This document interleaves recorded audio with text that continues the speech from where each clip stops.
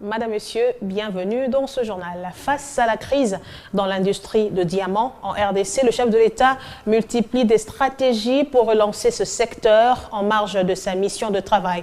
Dans le Botswana, Félix Tshisekedi a visité la plus grande mine de diamants au monde appelée Jwaneng. Il veut dupliquer le modèle botswanais pour relancer la MIBA en faillite depuis plus d'une décennie.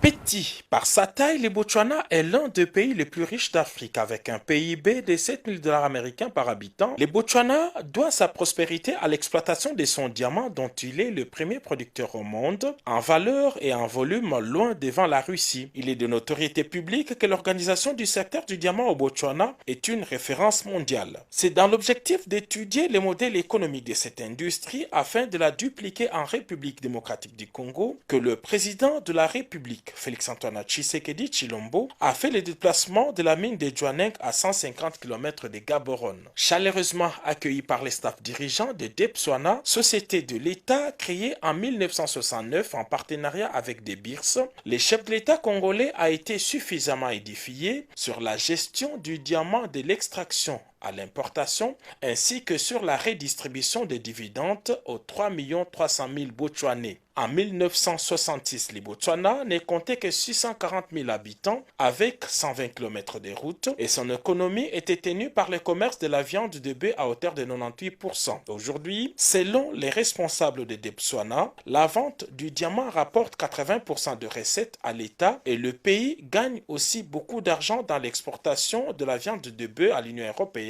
Il en a d'ailleurs l'exclusivité en Afrique.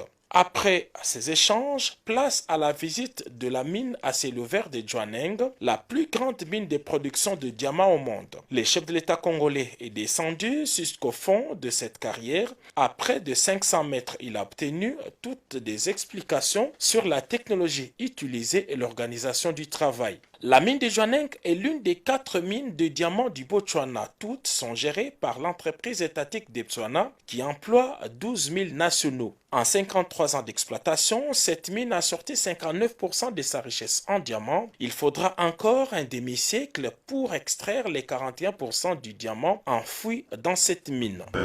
J'avoue vraiment que ça m'inspire. Vous savez que la République démocratique du Congo est aussi un gros producteur de diamants. Le secteur est vraiment en perte de vitesse en ce moment. Mais je crois qu'après cette visite, nous avons vraiment les idées qu'il faut pour redynamiser notre secteur du diamant. Et c'est grâce à nos frères du Botswana et je tenais vraiment à les remercier pour cette visite. Un des experts dans la suite du chef de l'État, le secrétaire exécutif du COPIREP a bien compris les secrets des réussites des Botswanais. C'est d'abord la chaîne de la valeur ajoutée. Donc vous avez des sociétés, des entreprises qui font la production de diamants, d'autres qui font des services à valeur ajoutée comme le polissage, la taille, et d'autres qui s'occupent que de la vente, n'est-ce pas? Toute cette chaîne est une inspiration pour nous. Pour nous, c'est d'abord le sérieux dans le travail. Et l'expérience botswanaise le montre. De deux, l'implication de l'État. Et chez nous, c'est une chose importante que l'État s'implique dans son industrie du diamant, non seulement en tant que maître du secteur, mais aussi en tant que propriétaire de la plus grande entreprise de diamants en RDC.